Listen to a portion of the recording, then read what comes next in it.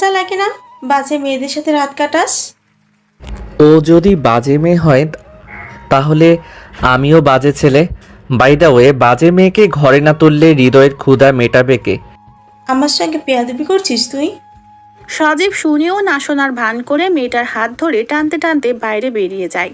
ওর মা সোফার উপর বসে উপরের দিকে তাকিয়ে বলল, হায় আল্লাহ, আমার একটা মাত্র ছেলে, ওকে সৎ পথে ফিরিয়ে দাও তুমি, ওকে হৃদায়ত দাও তুমি। আমি সহ্য করতে করতে ক্লান্ত হয়ে গেছে। এই বলে কান্নায় ভেঙে পড়ে সজীবের মা আয়েশা সুলতানা। সজীব তার বাবা মায়ের একমাত্র ছেলে, ধনী বাবার বকাঠে ছেলেও বলা যেতে পারে। বাবার অগাধ সম্পত্তি আর ক্ষমতার জোরেই ছোট থেকেই মনের ভিতর অহংকার নিয়ে বেড়ে ওঠে সজীব। যত দিন যায় ততই পাপের পরিমাণ বাড়িয়ে ফেলে। প্রতিদিন রাত কাটে ভিন্ন ভিন্ন মেয়ের সাথে। বাজে নেশা তো আছেই, তবে এতদিন যা করতো বাইরে করতো। আজ প্রথম সাহস হয়েছে বাসায় মেয়ে নিয়ে আসার। অভদ্রতার চূড়ান্ত পর্যায়ে চলে গেছে সে। মা খুব কষ্ট পাচ্ছে ছেলের অধঃপতনে। ছেলের সেদিকে কোনো তোয়াক্কা নেই, শুধু জীবনকে কিভাবে উপভোগ করতে হবে সেই দিকেই মনোযোগ তার। পড়াশুনো শেষ করেছে, কিন্তু বখাটেপনা করতে প্রতিদিনই তার ক্যাম্পাসে যেতেই হবে। নতুন বেডমেট খোঁজার জন্য আজও ভার্সিটিতে এসেছে। দেখতে ফর্সা, ক্লিনসেপ দাড়ি, খাড়া নাক, চোখের মনি ঈষৎ নীলাভ। দেখতে আকর্ষণীয় বলে কোনো মেয়েকে প্রপোজ করলে মেয়েও না করে না। স্যুট পরে সানগ্লাস মাথায় দিয়ে গাড়ি থেকে নামে সজীব। হঠাৎ একটা মেয়ের দিকে চোখ পড়ে তার। প্রতিদিনের মতো আজও মেয়েটা সজীবকে দেখেও না দেখার ভান করে চলে যায়। কি আশ্চর্য, যেখানে সব মেয়ে একবার হলেও ওর দিকে তাকায়, সেখানে এই মেয়েটা ভুলেও ওকে দেখে না। মেয়েটা কি আমার থেকেও অহংকারী নাকি? সজীবের মনে প্রশ্নের উকি দেয়, কিন্তু সেটাকে পাত্তা না দিয়ে একটা মেয়েকে হাত ইশারা করে। মেয়েটাও খুশি হয়ে লাফাতে লাফাতে চলে আসে সজীবের কাছে। হাই, কতদিন থেকে তোমাকে ফলো করি জানো তুমি? সজীব শয়তানি হাসি দিয়ে বলল, তা তো জানি। চলো কোথাও বসে কথা বলি। বসে বলবে নাকি শুয়ে? কি যে বলো না। যাই হোক, তোমার নামটা যেন কি? রাইসা। আর তুমি তো সজীব। সজীব রাইসার হাতটা কোমল করে ধরে বলল, কি কোমল হাত! তুমি না জানি কতটা কোমল। তোমার চোখ দুটো যে কিউট না, ওই চোখের মায়ে হারাতে ইচ্ছে করে, বারবার প্রেমে পড়তে ইচ্ছে করে। তা কে আটকিয়ে রেখেছে তোমায়? রাইসা লজ্জা মাখা হাসি দেয়। দুজনে এক কথা দুই কথা বলতে বলতে অনেক ভাব জমিয়ে ফেলে, যেন সজীব যা বলবে সব করতেই প্রস্তুত রাইসা। দুজনে রেস্টুরেন্টে লাঞ্চ করে, সারাটা বিকেল ঘোরাঘুরি করে। অতঃপর রাইসাকে বাসায় ড্রপ করে দিয়ে পতিতালয়ের উদ্দেশ্যে পা বাড়ায় সজীব। আজ আর বাসায় যাবে না, বাইরেই রাতটা কাটাবে। অন্যদিকে আম্মু, বলে চেঁচিয়ে উঠল সাইমা। মা দৌড়ে আসে মেয়ে চিৎকার শুনে। এসে দেখে সাইমার পুরো কপাল ডিম ভেজা। কিছু বুঝে ওঠার আগেই সাইমা বলল, বাসায় ঢুকতে না ঢুকতেই তোমার ছেলে আমার কপালে ডিম ফাটিয়েছে। মিথ্যে কথা, ডিমটা দরজার আগে থেকেই ঝুলছিল, ও না দেখে ওটাতে ক্লিক করেছে। এটা কি আমার দোষ বলো? সাগর কথাটা বলল তাড়াতাড়ি করে, যেন মা কিছুই বলতে না পারে। সাইমার আম্মু মারুফা আহমেদ খুব রেগে গিয়ে বলল, তোরা দুই ভাই বোন যাচ্ছে তাই, তোরা নিজেরা বুঝে নে কি করবি। এই বলে রাগে হন করে হেঁটে চলে যায় ঘরে। সাইমা রেগে গিয়ে সাগরের দিকে তাকালো। সাগর সাথে সাথে বলল, আরে ডিম লেগেছে তো কি হয়েছে, তোর একটু ফেসিয়াল হয়ে গেল। সারাদিন তো রূপচর্চা করার সময় পাস না, তাই একটু করিয়ে দিলাম। এই কথা বলে সাইমা কি বলে শোনার অপেক্ষা না করে দাঁত কেলিয়ে নিজের ঘরে ঢুকে পড়ে সাগর। সাইমা বাধ্য বোনের মতো ওয়াশরুমে গিয়ে ফ্রেশ হয়ে আসে। খুব খিদে পেয়েছে সাইমার, সন্ধ্যা হয়ে গেছে। সারা দিন ক্লাস টিউশনি করে একদম ক্লান্ত মেয়েটা। খেতে বসা মাত্রই সাগর আবার এসে বসলো। খেয়ে নে, আর তো মাত্র কয়েকটা দিন, তারপর তো শ্বশুর বাড়ি চলেই যাবি তুই। সাইমা একটা রাগে লুক দেয় আর বলে, সামনে ফাইনাল পরীক্ষা, পাশ করব, জব নিব, এরপর যাব। তো শাশুড়ি তোকে নিয়ে যাবে বলেছে। আমার আবার বিয়ে কবে হলো? হবে তো। ওই ছেলেকে বিয়ে কখনো করব না বলে দিলাম। আচ্ছা দেখা যাবে, এখন গিলে আমার উদ্ধার কর। সারাদিন তো কিছু খাসনি। খেতে দিচ্ছিস কোথায়? খাবার তোর হাতে, তোর মুখে, তোর কাছে, আমি কিভাবে আটকালাম? এত বকবক করলে খাবো কিভাবে? দূর হ ফকিন্নি। বলেই সাগর চলে যায়। ওদের মা ওদের কথা শুনে হাসে। সারাদিন খুনসুটি লেগেই থাকে, মিষ্টি একটা সম্পর্ক ওদের। অন্যদিকে সজীব অনেক রাত করে বাড়ি ফেরে। মা আয়েশা সুলতানা তখনও ছেলের অপেক্ষায় বসে আছে না খেয়ে। সজীব গলা খাকারি দিয়ে বলল, এত রাত পর্যন্ত অপেক্ষা করছো কেন? আমি খেয়ে এসেছি বাইরে থেকে। তোকে একটা কথা জানানোর ছিল, তাই অপেক্ষা করছি। তাড়াতাড়ি বলো। আমি চাই তোকে বিয়ে দিতে। কথা শেষ না হতেই সজীব বলে, আমি বিয়ে করব না। এ কথা বলেই সে নিজের ঘরে চলে যায়। রিল্যাক্সে কিছুক্ষণ বসে থাকে। তখন তার বন্ধুকে দেখতে পায়। বন্ধু বলল, খবরদার বিয়ে করিস না। তুই বিয়ে করলে এক মেয়েতেই থাকতে হবে তোকে, আর বিয়ে না করলে অনেক হোরের সাথে রাত কাটতে পারবি। বিয়ের মাঝে কোনো সুখ নেই। শেয়ার বলতে এক এক দিন এক একটা জোস। আজকের মেয়েটাকে ছেড়ে দিলি যে, ওটা না করে পুরনো মালের কাছে কেন গিয়েছিলি? ওই তার অনেক পরীক্ষা নিব, তাই অপেক্ষা করছি। কি করবি তুই ওকে? তুই আমার আগেই জানতে পারবি। তারপর দুজন হাসতে থাকে। একটা সময় সজীব ঘুমিয়ে পড়ে আর বন্ধু অদৃশ্য হয়ে যায়। অন্যদিকে, খুব কি দরকার ছিল আমাকে কাঁদানোর? কি ক্ষতি করেছিলাম বল আমি তোর? একটুখানি ভালোবাসতেই তো চেয়েছিলাম, বিনিময়ে বেদনার নীল রঙে জীবন সাজালাম। খুব কি প্রয়োজন ছিল স্বপ্ন দেখানোর? কেন স্বপ্ন দেখিয়ে করলি আমায় বিভোর? কষ্ট কি আমার হয় না, নাকি আমি মানুষ নই? কেন দুঃখকে বানিয়ে দিলি আমার সই? কিছুই বলবো না তোকে আমি। রবে শুধু হাহাকার। প্রকৃতি নিশ্চয়ই বোঝাবে পরিণাম অন্যকে দেওয়া ধোকায়। সাইমা ডায়েরিটা আবার বন্ধ করে দেয়। ডায়েরির লেখক হয়তো খুব কষ্ট থেকে লিখেছে, হয়তো আশেপাশে পরিস্থিতি বুঝে লিখেছে, এমনটাই ভেবে নেয় সে। মনে মনে ভাবে, মানুষ বিয়ের আগে প্রেম করে বা বিয়ের পর পরকীয়া করে, যার জন্য অপর মানুষের জীবনটা দুর্বিষহ হয়ে যায়। কি দরকার বিয়ের আগে প্রেম করার? প্রেম করব তো একেবারে বিয়ের পর করব। নিজের বিয়ের কথা ভাবতেই মনে পড়ে। আমার আবার প্রেম? আমার কপালে তো ভালো ছেলেই জুটলো না, জুটলো একটা বাজে ছেলে। কিভাবে সম্ভব ওর আমার সংসার করা? আমার পক্ষে তো সম্ভবই না, কিন্তু না করার কোনো উপায় আছে কি? গভীর চিন্তা করতে করতে ঘুমিয়ে পড়ে সাইমা। এদিকে ঘুম থেকে উঠে চোখ কসলাতে কসলাতে একটা ছবিতে চোখ আটকিয়ে যায় সজীবের। দেয়ালে স্কচ টেপ দিয়ে লাগিয়ে রেখেছে কেউ। সেই চিরচেনা ঠোঁট দুটো, ঠোঁটে বাঁকা হাসি। সরু ঠোঁটে হাসিটা খুব মানিয়েছে ও। কাজল কালো চোখের কালো মণি দুটো যেন চুম্বুকের মতো টানছে মেয়েটাকে। বারবার মনে হচ্ছে যেভাবেই হোক ওকে আপন করে নিতেই হবে। একটু পর চিৎকার করে মাকে ডাকা শুরু করে। আয়েশা সুলতানা ঘরে ঢুকতেই বলল, তোমার পছন্দ আছে বই কি? এই মেয়েকেই আমি বিয়ে করব।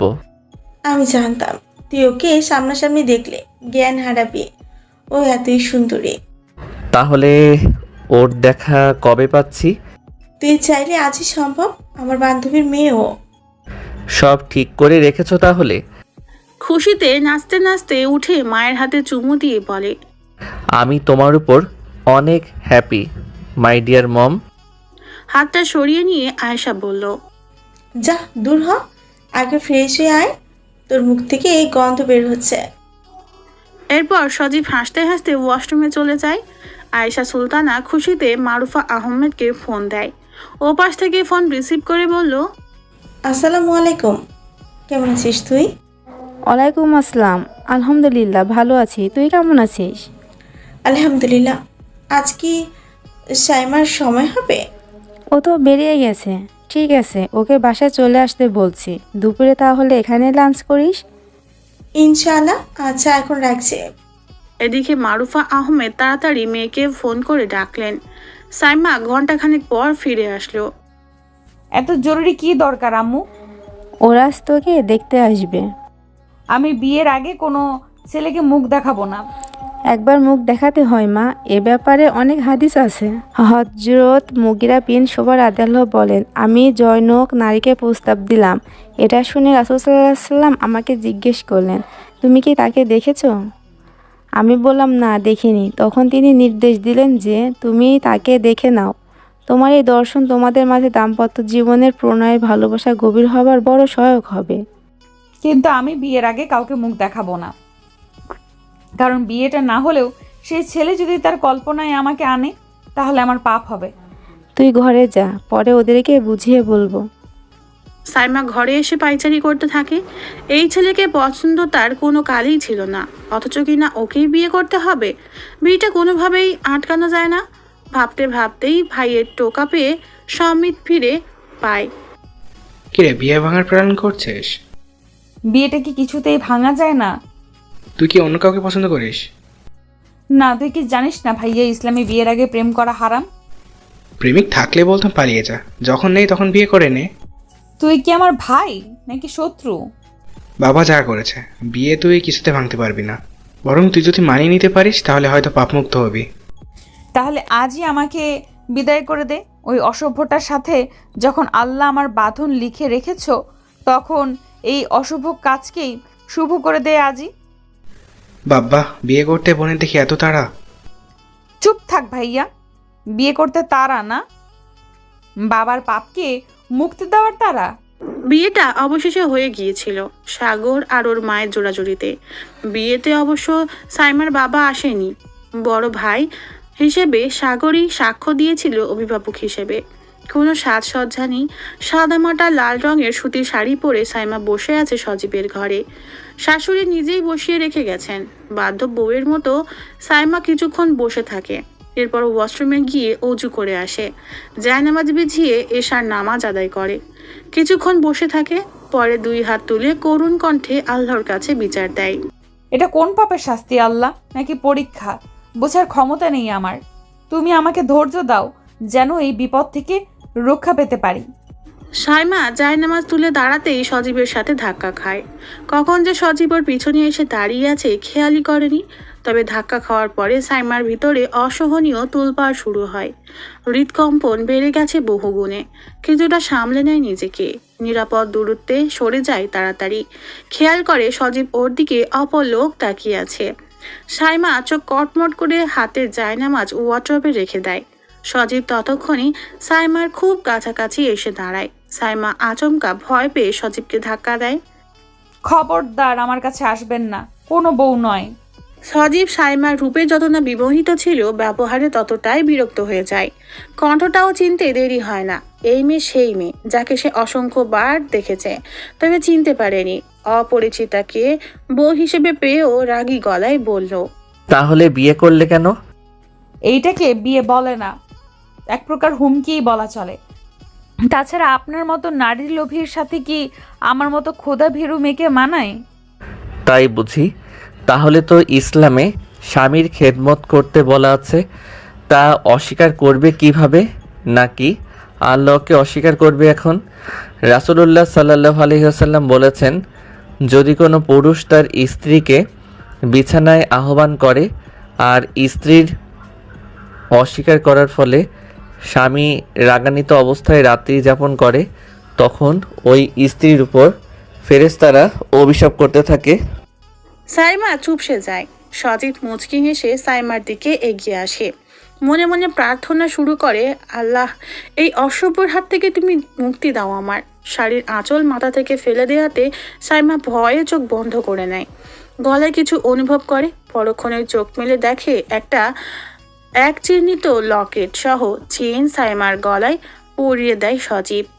সাইমা কত কিছুই না ভেবেছিল, অথচ নিজেই বোকা বনে গেল। কারণ লকেটটা পরিয়ে দিয়েই সজীব বিছানায় নিজেকে এলিয়ে দিয়েছে। সাইমা লকেটে হাত দিয়ে সজীবের ঘুমন্ত মুখের দিকে অপলক তাকিয়ে আছে।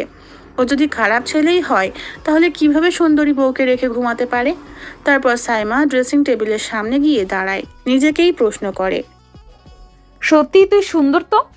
পরক্ষণেই আপন মনে বলে ওঠে, আমি তো এটাই চেয়েছিলাম। আমি কিভাবে খারাপ ছেলের কাছে নিজেকে বিলিয়ে দিব? আল্লাহ আমাকে রক্ষা করেছে হয়তো এইভাবেই, কিন্তু ঘুমাবোটা কোথায়? ওর সাথে বেড শেয়ার করার প্রশ্নই আসে না। সোফার উপর বসে থাকে। কিছুক্ষণ পর নিজের অজান্তেই ঘুমিয়ে পড়ে সাইমা। সজীব এতক্ষণ ঘুমের ভান করে পড়েছিল। মুচকি হেসে বলল, আমি হয়তো সমাজের চোখে খারাপ, তবে আমি সজ্ঞানে কিছু করিনি, করতেও চাই না। তুমি বুঝবে, সময় হলেই সব কিছু বুঝতে পারবে, নিজের ভুলও বুঝতে পারবে, তখন না হয় ভালোবেসো। সাইমাকে ঘুমের মাঝে একদম পরীর মতো লাগছে, ঠিক যেন পুতুলের মতো। সজীব অন্যদিকে ফিরে তাকায়। এই মেয়ের দিকে বেশিক্ষণ তাকিয়ে থাকলে নিজেকে কন্ট্রোল করা সম্ভব নয়। ফজরের ওয়াক্তে সাইমার ঘুম ভাঙে। সোফায় বাঁকা হয়ে শুয়ে ঘাড়টা ব্যথা করছে। কোনো রকম উঠে অজু করে নামাজ আদায় করে নেয়। সজীবের ঘুম ভাঙে মিষ্টি কণ্ঠের কোরআন শরীফের আওয়াজ শুনে। সজীব উঠে ফ্রেশ হয়ে রুম থেকে বেরিয়ে যায়। ঘরে ফিরে আসে বেলা 12টায়। এসে দেখে সাইমা ওর মায়ের সাথে কাজ করছে। সজীবকে দেখে মায়ের প্রশ্ন। ঘরে নতুন বউ রেখে কোথায় থেকে রাত কাটিয়ে আসলে? রাতে তো ঘরেই ছিলাম, বের হয়েছি সকালবেলায়। কেন, সাইমা কিছুই বলেনি? সাইমা অবাক হয়ে তাকায়, আবার চোখ নামিয়ে নেয়, শাশুড়ির দিকে ফিরে বলল। জি, সকালে উনি বের হয়েছিল। ছেলেটা ভুল পথে পা বাড়িয়েছে মা, তুমি পারবে ওকে সৎ পথে ফিরিয়ে আনতে? সাইমা কিছু বলল না। সজীব চুপচাপ ঘরে চলে যায়। আয়েশা সুলতানা ছেলের বউয়ের উদ্দেশ্যে বললেন, গিয়ে দেখো তো মা, ওর কিছু লাগবে কি না। সাইমা মাথা ঝুলিয়ে ঘরের দিকে আসে। ভালোই লাগছে না কিছুই। কিভাবে মিলবে মুক্তি? ঘরে এসে দেখলো সজীব সিগারেট টানছে। সিগারেটের গন্ধে সাইমার বমি আসার মতন অবস্থা। একটু রেগে বলল, বাজে নেশা করার হলে বাইরে থেকে করে আসবেন, ঘরে এসে এসব খাওয়া চলবে না। সজীব সিগারেটটা ফেলে দিয়ে সাইমার খুব কাছাকাছি এসে বলল, কোথায় খেতে নিষেধ করবে তা না বলছো, বাইরে থেকে খেয়ে আসতে। সাইমা একরাশ বিরক্তি নিয়ে সজীবের থেকে সরে দাঁড়ায়। দুপুরে খাওয়ার পর সাইমা ডায়েরিটা খুলে কেন খুললো নিজেই জানে না, শুধু জানে কিছু একটা আছে। গতকালই ডায়েরিটা হাতে পায়। একটা মাত্র কবিতা পড়ার পর আর সময়ই হয়ে ওঠেনি ডায়েরিটা পড়ার। তাও মাঝ বরাবর খুলে কবিতাটা পড়ে। জায়গাটা মার্ক করে রেখেছিল। পৃষ্ঠা ওপেন করে পরের পাতায় যায়। আরও একটা কষ্টের কবিতা লেখা। অনেক কষ্ট বুকে চাপা দিয়ে রেখেছি, জানি আর কখনোই হাসতে পারবো না। চাপা কষ্টগুলো শুধুই যন্ত্রণা দিবে, মৃত্যু ছাড়া হয়তো আর রেহাই পাবো না। মরীচিকার পেছনে ছুটতে গিয়ে জীবনের মানেই হারিয়ে ফেলেছি। আজ বড়ই অস্তিত্বহীন অসহায় জীবনের সংগ্রামে পুরোপুরি হেরে গেছি। বুকের মাঝে যন্ত্রণাগুলো না পারি লুকাতে, না পারি ছুঁড়ে ফেলে স্বস্তির নিঃশ্বাস নিতে। বুক ফাটানো চিৎকার আসে, সহ্য শক্তি পার হয়ে যাওয়ার যন্ত্রণা। না পারি কাউকে বলতে, না পারি যন্ত্রণা ভুলে নতুন করে এগিয়ে যেতে।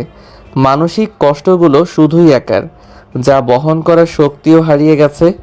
শুধু আল্লাহর দরবারে প্রার্থনা একটাই, যেন আমায় মুক্তি দেয় অবশেষে।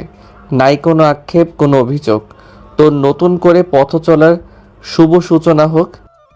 উফ আল্লাহ, না জানি মানুষটা কতটা কষ্ট পেয়েছে তার জীবনে। এবার প্রথম পৃষ্ঠা খুলে দেখলাম খুব সুন্দর করে তারিখ দিয়ে লেখা, 1-3-2013। আজ খুবই আনন্দ লাগছে। আমার স্বপ্ন অস্ট্রেলিয়াতে পড়ার সুযোগ পেয়ে এখানে লাইফটা গুছিয়ে নিব। সাইমা হাসলো। কি আশ্চর্য, যে কিনা এটো ট্যালেন্ট সে কিনা ডায়েরি লেখে। যাই হোক, লিখলে আমার কি। পরের পাতায় যায়, 4-3-2013। পড়তে এলাম নাকি প্রেম করতে? মেয়েটা যে হৃদয় কেড়ে নিয়েছে।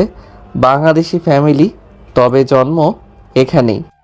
ও আমার প্রেমে পড়লো নাকি আমি তার প্রেমে পড়লাম বুঝলাম না। হঠাৎ করে ছোট্ট অ্যাক্সিডেন্ট করলাম মেয়েটির গাড়িতে। মেয়েটি দ্রুত গাড়ি থেকে বেরিয়ে এসে আমার উঠালো, বলল, I am sorry. It's okay, I am fine. Where are you from? I am coming from Bangladesh and you? তাহলে বাংলাতেই কথা বলি। আমার বাবা মা দুজনেই বাংলাদেশি, আমার জন্ম এখানে। বিদেশি মাটিতে দেশেই মেয়ে, ভাবা যায় এগুলা? কি যে বলো না।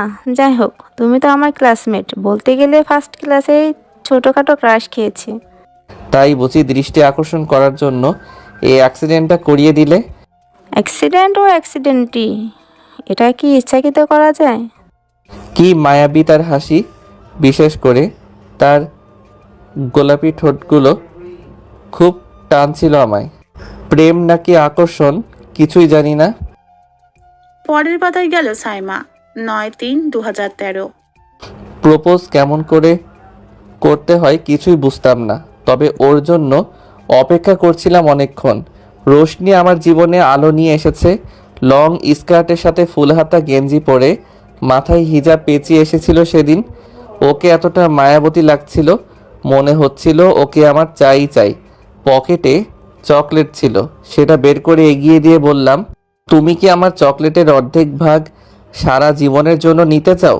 যদি চাও হাত দুটো বাড়িয়ে দাও। প্রেমে পড়ে গেছি তোমার।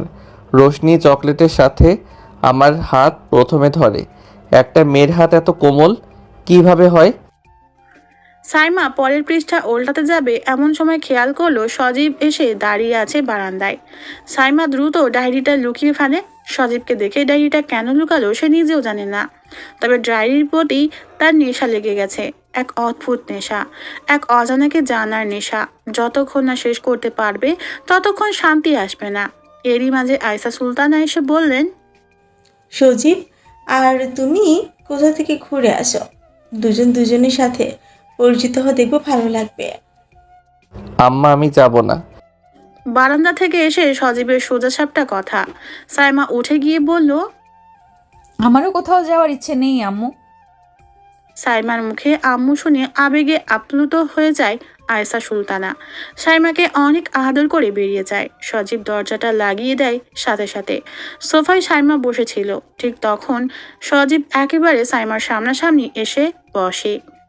তোমার যদি আমাকে বিরক্ত লাগে তো তুমি চলে যেতে পারো। সাইমা কিছুই না বলে উঠে দাঁড়ায়, এরপর বলে, আমাকে যদি তাড়িয়ে দিতে হয় তাহলে মুক্তি দিয়ে দিন। কথাটা বলে সাইমা বাইরে বেরিয়ে যায়। এমন সময় সাগরকে দেখে আনন্দের সীমা থাকে না। গতকালই ভাইয়ের পাশে ছিল, আর আজ একদিনের ব্যবধান মাত্র। তবুও মনে হচ্ছে অনেক দিন পর দেখেছে তার ভাইকে। ভাইকে দেখেই প্রতিশোধ নেশা জেগে উঠল সাইমার। সাগরকে দ্রুত শরবত বানিয়ে দিল। সাগরকে কিছু বলার সুযোগই না দিয়েই সাইমা বলল, নে ভাইয়া, এত গরমে তুই খুব ক্লান্ত, শরবত খা। সাগর বোনের ভালোবাসা দেখে মুচকি হেসে চকচক করে শরবত খাওয়া শুরু করে। খেতে খেতেই ঝাল সহ্য করতে না পেরে হাঁপাতে শুরু করে, সাথে পানি পানি করে চিৎকার করে ওঠে। সাইমা সাগরের কীর্তি দেখে হাসতে হাসতে পাগল হবার দশা। দ্রুত গিয়ে পানি এনে দেয় ভাইকে। সাগর তাড়াতাড়ি পানি শেষ করে আরও চায়। কয়েক গ্লাস পানির পর তৃপ্তি না পেয়ে চকলেট বের করে খেয়ে নেয়। শান্তি পেয়ে এবার বোনকে বলল, চকলেটটা তোর জন্য এনেছিলাম, এখন কচু খা। সাইমা হাসি মুখ নিয়ে বলল, তোর চকলেট তুই খা। উপর থেকে সাইমার খুনসুটি খেয়াল করলো সজীব। একটা প্রাণবন্ত মেয়েকে এভাবে কষ্ট দেওয়ার কি কোনো মানে হয়? ও যদি মুক্তি চায় তাহলে মুক্তি দিয়ে দেওয়া উচিত নয় কি? ডিনার শেষে সজীব বিছানায় শুয়ে বই পড়ছে। সাইমা রুমে এসে সজীবের দিকে একবার তাকিয়ে সোফায় গিয়ে বসলো। সজীব আর চোখে একবার দেখলো বিকেলে কি প্রাণবন্ত ছিল, অথচ এখন মুখটা গোমরা করে বসে আছে। কে বলবে এই মেয়েটা এখনো বিয়েটাই মানেনি, অথচ ভাবখানা দেখায় সবার সামনে যেন কত খুশি। সাইমা নিজ থেকেই বলল, লকেটটা খুব সুন্দর, ভাইয়ের খুব পছন্দ হয়েছে। ভাইয়ের পছন্দ হয়েছে, তোমার হয়নি? ভালোই। বাসর রাতে বউকে কিছু দিতে হয়, আমার কাছে ওটা ছাড়া আর কিছুই ছিল না। দেখতে অনেক সুন্দর, আপনার পছন্দ আছে বই কি? কাল তো ঘুমাওনি, বসে বসে ঘুমিয়ে ঘাড় ব্যথা করে ফেলেছিলে, চাইলে বেডে এসে ঘুমাতে পারো। সাইমা দাঁড়িয়ে যায়, একটু ভেবে বলল, আর আপনি? বাইরে যাব। পতিতালয়ে? সজীব বসা থেকে উঠে দাঁড়ায়, সাইমার কাছে এসে বলল, আগে নিজের মন ফ্রেশ করো, তারপর জঘন্য কথাগুলো বলবে। সবাই বলে আপনি খারাপ, নতুন নতুন মেয়ে লাগে আপনার প্রতিটি রাতে। নিজের চোখে দেখেছো? না। তাহলে কোন সাহসে এসব বললে? যদি প্রতিদিন নতুন মেয়ে লাগতো তাহলে তুমি এতক্ষণ পবিত্র আছো কিভাবে? সাইমা ভয়ে কাঁপতে শুরু করে। সত্যিই তো কখনো এভাবে ভেবে দেখেনি সে। সজীবের চোখ লাল হয়ে গেছে, বোঝা যাচ্ছে প্রচণ্ড রেগে গেছে, কিন্তু নিজেকে কন্ট্রোল করে বাইরে বেরিয়ে যায়। সাইমা কিছুক্ষণ হতবাক থাকলেও প্রচণ্ড ঘুম পাচ্ছে, তাই নামাজ সেরে বেডে শুয়ে পড়ে।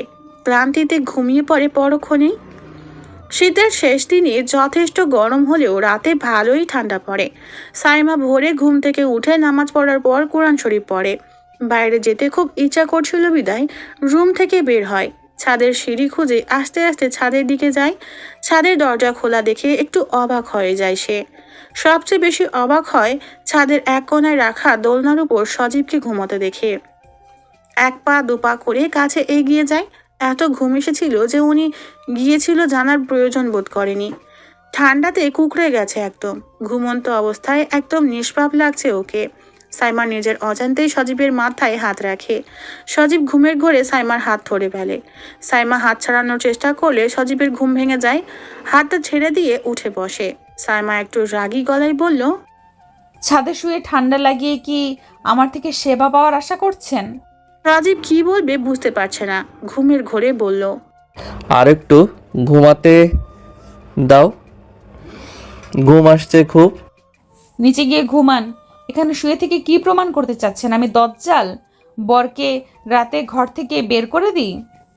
সজীব দোলনা থেকে উঠে সাইমাকে জড়িয়ে ধরে আর ঘুমের ঘোরে বলল, কে বলেছে আমার বউ দজ্জাল? আমার বউটা অনেক ভালো একটা মেয়ে।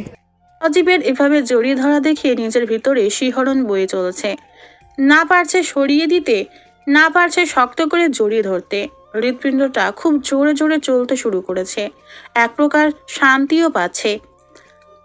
স্বামীর প্রথম ছোঁয়া মনের মাঝে অদ্ভুত অনুভূতি তৈরি করেছে।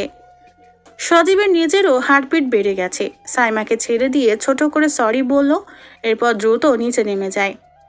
সাইমা সজীবের কাণ্ড দেখে কাঁদতে শুরু করে। কিছুক্ষণ পর মনটা হালকা করে। বাসা লাগানো দুটো নারিকেল গাছ, ছাদ থেকে পাতা ধরা যাচ্ছে। ওটা ধরে টানাটানি শুরু করে, যেন বাচ্চা মেয়ে গাছ ধরে দুলতেছে।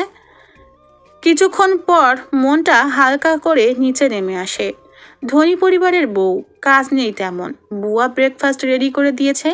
সবার খাওয়া শেষ, শুধু সাইমাই বাকি। খেতে ইচ্ছে করলো না, তাই এক কাপ চা আর একটা ডিম সিদ্ধ খেলো। ঘরে এসে ডায়েরিটা আবার ওপেন করে। জানতেই হবে কার জীবনী এটা, এমন একটা নেশা। পরের ডেটটা দেখে সাইমা অবাক হয়ে যায়। 14/5/2013। ওর সাথে আমার পুরো শহরটাই ঘোরা, কিন্তু ওর সম্পর্কে কোনো ডিটেলস আজও জানতে পারলাম না। ও কেমন জানি ইদানিং কষ্ট দিচ্ছে। এতদিন এত আনন্দে ছিলাম যে ডায়েরি লেখার সময় পর্যন্ত পাইনি। 1.5 মাসে মনে হচ্ছে আমি অসহায়। আচ্ছা, ও পরিবর্তন হয়ে গেল কেন? যেন স্বপ্ন দেখছি, সুন্দর স্বপ্ন, কিন্তু এন্ডিংটা কষ্টদায়ক। রোশনি আজকে খুব বাজে ব্যবহার করলো, সবার সামনে অপমান পর্যন্ত করলো। কারণটাই যেন অজানা। ছেলে হয়ে না পারছি কাঁদতে, না পারছি সহ্য করতে। এরপর বাসায় ফিরে আসলাম। এত অপমান নিয়ে ওখানে থাকার কোনো ইচ্ছে ছিল না। তবে রোশনি, তুমি যেভাবে আলোর ঝলকানি নিয়ে আমার জীবনে এসেছিলে, যাওয়ার সময় আলো কেড়ে নিয়ে অন্ধকার না করে দিলেই পারতে। তবে জানতে বড় ইচ্ছে হয় তোমার হঠাৎ পরিবর্তনের পেছনে কারণটা। তোমার সাথে আর দেখা হবে না হয়তো, কিন্তু ক্ষমা করতে পারবো না কখনো। সাইমা পুরো অবাক। কি একটা অবস্থা! একটা প্রেম কাহিনী শুরু হতে না হতেই শেষ। কি এমন হয়েছিল ছেলেটার সাথে? ছেলেটা কিভাবে তার জীবনের স্বপ্নকে ত্যাগ করে চলে আসতে পারলো? জানার আগ্রহের পরের পৃষ্ঠা উল্টায় সাইমা। অনেকগুলো কষ্টের ইমোজি, আর কিছুই নেই।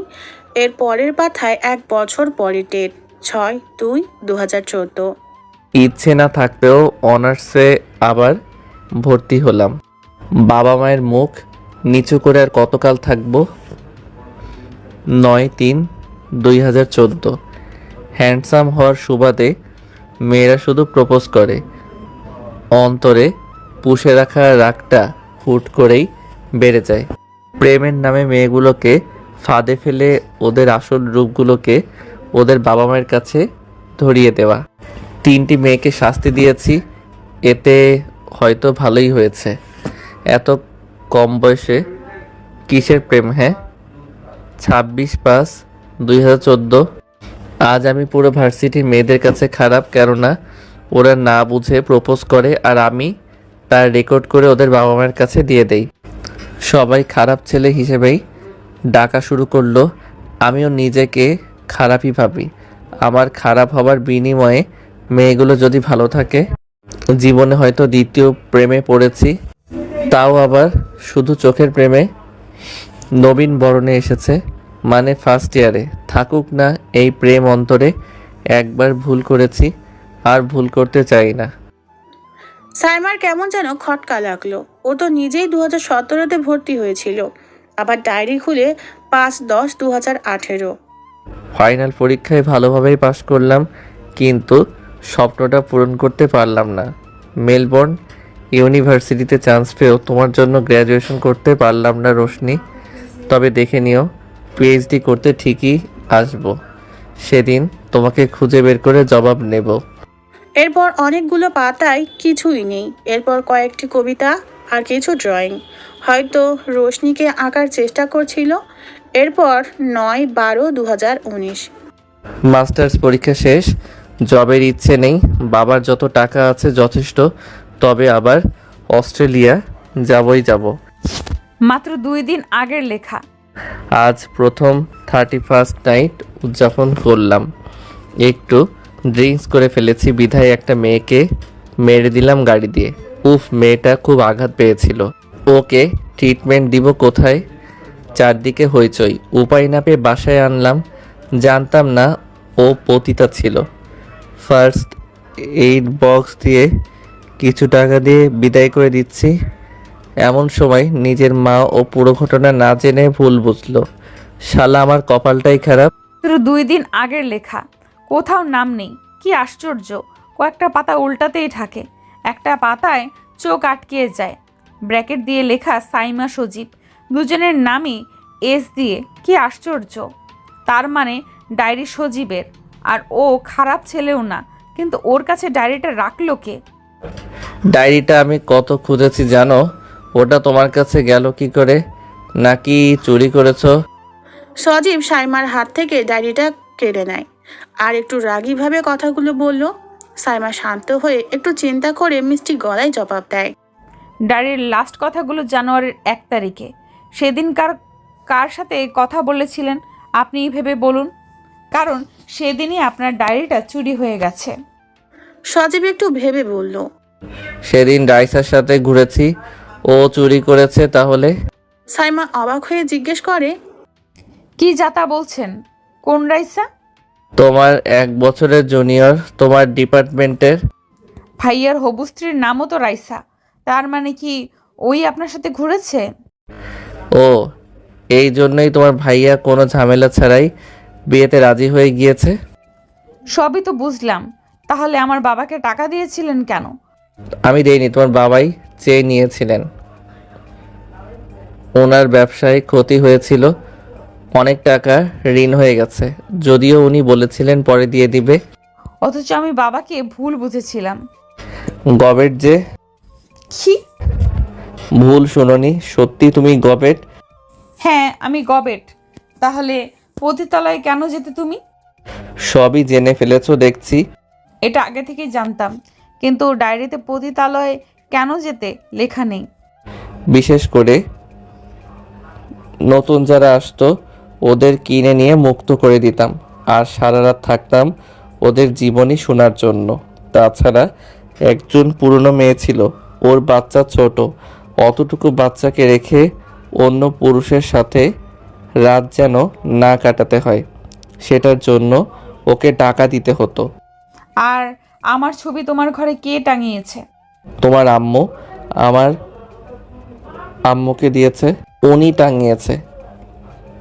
তাছাড়া তোমাকে পছন্দ করি ভেবে আম্মু প্রস্তাব দেননি। আমি জানতামও না তোমাকে বিয়ের প্রস্তাব দিয়েছে। যখন আম্মু বিয়ে করতে বলেছিল আমি না করে দিয়েছিলাম, কিন্তু তোমার ছবি দেখার পর আর না করে উপায় ছিল না আমার। হাজার হোক সুপ্ত ভালোবাসা বলে কথা। সাইমার চোখ দিয়ে পানি বেরিয়ে যায়। এটা খুশিতে না, কষ্টে, সেটা নিজেও জানে না। সজীব ওর দিকে তাকিয়ে বলল। কাঁদছো কেন? সাইমা কিছুই না বলে সজীবের বুকে মাথা রাখে। কিছুক্ষণ 2 হাত দিয়ে শক্ত করে চেপে ধরে রাখার পর নিজে থেকেই দূরে সরে যায়। সজীব তাচ্ছিল্য সুরে বলল। মেয়ে মানুষের মন বোঝা বড় দায়। এরা কখন যে কি চাই নিজেও জানে না। দেখতে দেখতে বিয়ের একটা বছর পার হয়ে যায়। সাইমার অনার্স শেষ হয়ে যায়। সজীব দুজনের জন্য অস্ট্রেলিয়া যাওয়ার ব্যবস্থা করে, কয়েকটা বছর থাকবে সেখানে। সাথে সাইমার মাস্টার্স আর নিজের পিএইচডি নেওয়ার প্ল্যান করে। আর যদি রোশনির দেখা মিলেও যায়, ওর মুখোমুখি হতেই হবে। সাইমাকে পাসপোর্ট আর ভিসা দেখানোর পর সাইমার মুখটা মলিন হয়ে যায়। তুমি খুশি হওনি? তুমি যাচ্ছ তোমার প্রাক্তনকে খুঁজতে, এটা জানার পর কোন বউ খুশি হবে শুনি? ডিয়ার এক্সকে বলবো তোমার পরিবর্তনের জন্য আমি আমার স্বপ্ন পূরণ করতে পারিনি ঠিকই, কিন্তু তার বদলে সুন্দরী বউ তো পেয়েছি। বলাটা কি খুব জরুরি? সজীব কথা না বলে চলে যায়। একটা সুপ্ত প্রতিশোধ ফোনের ভিতর কাজ করে। কিভাবে পূরণ না করে থাকবে সে? রাতে কান্নার শব্দে সজীবের ঘুম ভাঙে। বেলকনিতে সাইমা ফুপিয়ে ফুপিয়ে কাঁদছে। সজীব সাইমার কোমর পিছন থেকে জড়িয়ে ধরে, মাথাটা সাইমার ঘাড়ে রেখে বলল, বাবুই পাখি ময়না, একটু কথা কম না? মেলা থেকে কিনে দিব বিচ্ছাচ্ছু পাতার গয়না। সাইমা চোখ বড় বড় করে তাকায়।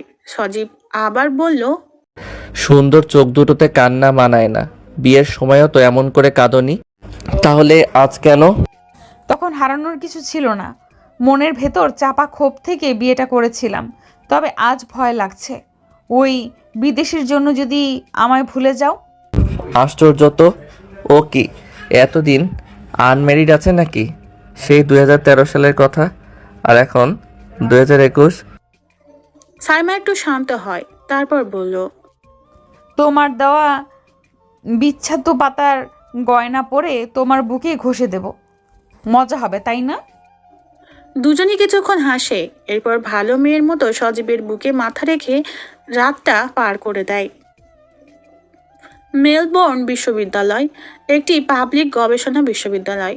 এটা 1850 সালে প্রতিষ্ঠিত। এই বিশ্ববিদ্যালয়টি অস্ট্রেলিয়ার দ্বিতীয় প্রাচীনতম এবং ভিক্টোরিয়ার সর্বপ্রাচীনতম বিশ্ববিদ্যালয়। এর প্রধান ক্যাম্পাসটি মেলবোর্ন জেলার উত্তরে অভ্যন্তরীণ শহরতলির পার্কভিলে অবস্থিত। ভিক্টোরিয়া জোরে আরও অনেকগুলো ক্যাম্পাস আছে। সবগুলো দেখতে এত সুন্দর যে চোখ জুড়িয়ে যায়। আর এর নীতিবাক্যটা অনেক সুন্দর, আমি ভবিষ্যতে প্রজন্মের সম্মানে বড় হতে পারি। এই ইউনিভার্সিটির প্রধান 10টি ডিপার্টমেন্ট আছে, তার মাঝে ফ্যাকাল্টি সায়েন্স একটা। এই ডিপার্টমেন্ট আন্ডার গ্র্যাজুয়েটের পোস্ট গ্র্যাজুয়েট মিলিয়ে প্রায় 10,000 student. School of bioscience, Saima masters আর সজীব পিএইচডি করবে। কাছাকাছি টপিক নিলে দুজনের রিসার্চ করার সুবিধা হবে ভেবে একই ডিপার্টমেন্ট বেছে নেয় দুজনে। এক সপ্তাহ পরে ওরা ওদের গন্তব্যস্থলে পৌঁছায়। পূর্ব পরিচিত এক বন্ধুর মাধ্যমে একটা ফ্ল্যাট ভাড়া করে রেখেছিল, সেখানেই ওঠে ওরা। দুজনই আগে রুম গুছিয়ে ফ্রেশ হয়ে নেয়। ডিনার শেষে ক্লান্ত শরীর বিছানায় এলিয়ে দেয়। মুহূর্তে ঘুমের রাজ্যে হারিয়ে যায় দুজনই। পরের দিন দুজনে নিজেদের ভর্তি কার্যক্রম শেষ করে। ক্লাস শুরু হতে কয়েকদিন বাকি। আশেপাশে যে কয়েকটি জায়গা চিনে তা এক্ষুনি ঘোরার সময়, পরে ব্যস্ততার জন্য আর সুযোগ নাও হতে পারে। পরের দিন খুব ভোরে ব্রেকফাস্ট করে গ্রেট আশিয়ান রোড মেলবোর্নের উদ্দেশ্যে একটি কার ভাড়া করে। গাড়িটা শহর থেকে বেরিয়ে বনের ভিতর ঢুকে। চারদিক যেমন গাছ, তেমন কিছু নাম না জানা কিছু প্রাণীও দেখে। গাছের উপরে বসে পাতা খাচ্ছে। সাইমার এই প্রথম কোথাও ঘুরতে আসা বলে ভালোই উপভোগ করছে। বেশ অনেকটা পথ। প্রকৃতির বাতাস সাইমার হৃদয় জড়িয়ে যায়। বুক ভরে শ্বাস নেওয়া যায়। গাড়িটা যেখানে থাকে সেখান থেকে অনেকটা পথ সিঁড়ি বেয়ে নিচে নামতে হবে। উপরে দাঁড়িয়ে বেশ কিছুক্ষণ গল্প করে কিছুক্ষণ পর সজীব বলল, তুমি সাঁতার জানো? কেন? চলো সমুদ্রে নামি। সবাই বোট নিয়েছে সাঁতার কাটবে বলে। সজীবও 2টা বোট নিয়ে নেয়। সাইমা বলল, এমন ড্রেস পরে কিভাবে নামবো? সজীব একবার তাকিয়ে বলল, আরে কিছু হবে না, তুমি তো বোটের উপরে থাকবে। সিঁড়ি বেয়ে নিচে নেমে আসে ওরা। অনেকটা লম্বা সিঁড়ি, রেলিং দিয়ে বাঁধানো। কেউ যদি ইয়ার্কি করতে গিয়ে উপর দিয়ে লাফ দেয় নির্ঘাত মরবে, না হয় পঙ্গু হয়ে যাবে।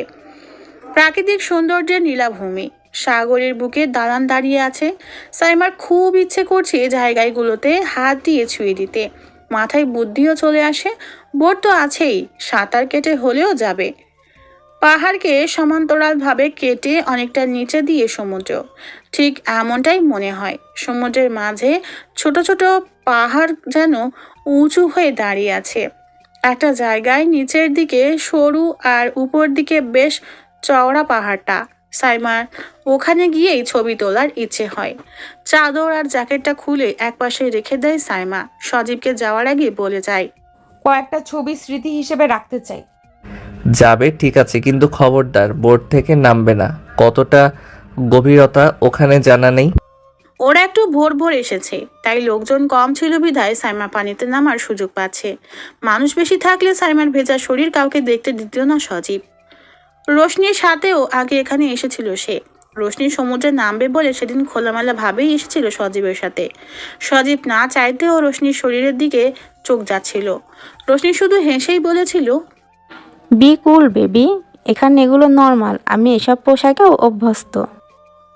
সজীব চোখ ফিরিয়ে নিয়েছিল। পরে একসাথে অনেকক্ষণ সাঁতারও কাটে।